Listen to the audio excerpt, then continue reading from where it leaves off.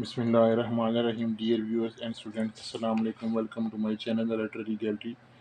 And today, the poem that we are going to study is The Huntsman, and the poet's name is Edward Lowery.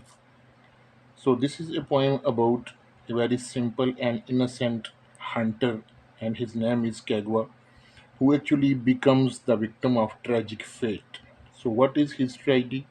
We are going to discuss, and this poem is African folklore, you may say public story, लोक कहानियाँ जो नस्ल दर नस्ल चलती आती हैं लेकिन authentic नहीं होती। तो सिंपल सी पोएम है, but the message the poem contents is very deep. One पे देखेंगे इसका मैसेज क्या है, तो हम टेक्स्ट की तरफ बढ़ते हैं।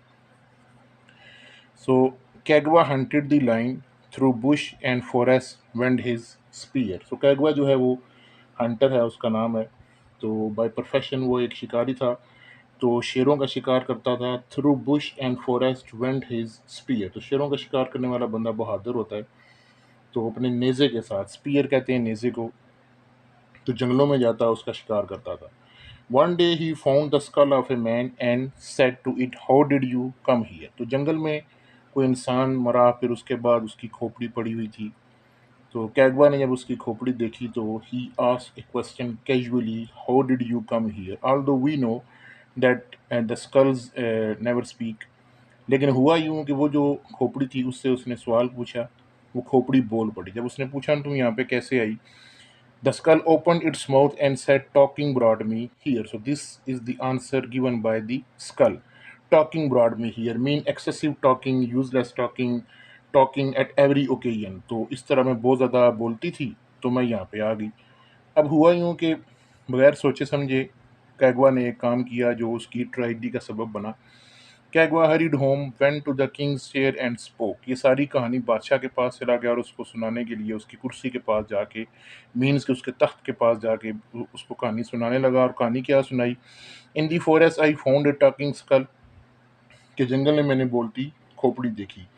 तो उसको नहीं पता था कि बादशाह किस मिजाज के लोग होते हैं, उनको क्या बात करनी चाहिए क्या नहीं करनी चाहिए। द किंग वाज साइलेंट, ये खामोशी जो है ना ये खतरनाक थी।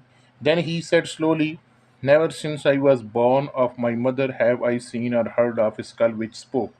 So indirectly, the king is not ready to believe the story of this innocent person, this huntsman Kagwa, that he says that since his birth he never heard of his skull. Even he never himself had seen the talking skull.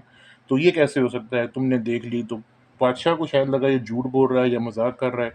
तो बादशाह क्या करता है जी कि the king called out his guards, two of you no go with him and find this talking school.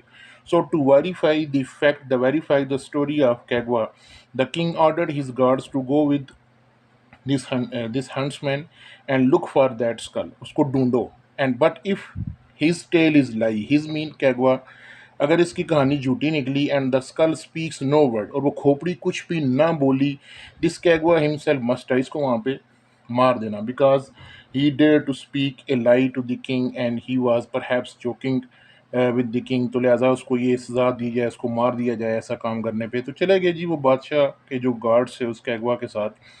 They rode into the forest for days and nights, they found nothing. चले गए लेकिन उनको कुछ दिन तक कुछ नहीं मिला, फॉर डेज एंड नाइट्स ढूंढते रहे। At last they saw the skull, Kagwa said to it. So when they found the skull, Kagwa again asked the same question, how did you come here? The skull said nothing, but at this time, skull remained silent. कुछ नहीं बोला। Kagwa implored, इल्तिजा करना, plead करना, request करना, but the skull said nothing, लेकिन खोपड़ी ने कुछ भी नहीं कहा। बादशाह के हुक्म के मुताबिक अगर खोपड़ी ना बोली तो उसको मार दिया जाए। The guard said kneel down, झुक जाओ। They killed him with sword and spear, उसको नेज़े और तलवार से मार दिया। Then the skull opened its mouth. After the death of Kagwa the skull opened the mouth and asked the same question which Kagwa asked from the skull two times, huntsman how did you come here. तो यहाँ भी उसने पूछा था how did you come here Kagwa ने, और यहाँ भी उसने पूछा how did you come here. अब स्कल उससे पूछ रही है। And the dead man answer talking brought me here, और कैगवा का जवाब वही था जो पहले स्टेंजा में खोपड़ी का था, कि मैं भी बहुत ज़्यादा बोला, अननेसेसरी बोला, मुझे भी ये कहानी बादशाह को नहीं सुनानी चाहिए थी, बोलना नहीं चाहिए था, तो ज़्यादा बोलना मेरी मौत का सबब बना। तो यहाँ उसने भी वही जवाब उसको दिया जो स्कल ने उसको दिया था। अब ये चूँकि पोएम बीए के सिलेबस में है, 2 इम्पोर्टेंट क्वेश्चन एग्ज़ाम में अक्सर आते रहते हैं इसमें। एक क्वेश्चन आता है, discuss in detail the elements of suspense and irony, ठीक है? तो हम देख लेते हैं सस्पेंस और आयरनी यहाँ पे क्या है और ट्रेजिक फेट से यहाँ पे क्या मुराद है, ठीक है? सस्पेंस ये होता है जी कि जब कैगवा बादशाह के पास जाता है तो वो हैरान होता है जी कि ज़हन में उसके ये होता है कि अनसर्टन सिचुएशन, बादशाह को जब मैं ऐसी कहानी सुनाऊँगा तो मुझे क्या इनाम देगा?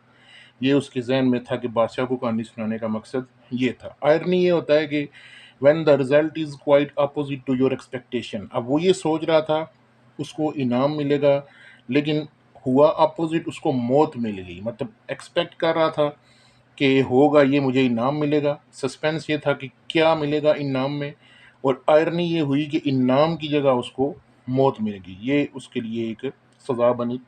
और उसके बाद ट्रेजिक फेट की बात है यहाँ पे कि फेट जो है, फेट के आगे जो है ना, वो इंसान जो है वो बेबस है। इंसान फेट के आगे, तकदीर के आगे कुछ नहीं कर सकता। सम टाइम उसकी अपनी तदबीरें, उसकी अपनी जो प्लानिंग्स होती हैं वो फेट के आगे बेबस होकर रह जाती हैं। जिस तरह कागवा के जहन में एक प्लानिंग थी जनाब के बादशाह को कहानी सुनाने से शायद वो अमीर हो जाए, बहुत इनामों कराम मिले या उसको बहुत प्रेस्टीज मिले, उसको बादशाह के दरबार में उसको रिस्पेक्ट मिले, लेकिन उसको मौत मिल गई, ठीक है? तो ये आसान सी एक पॉइंट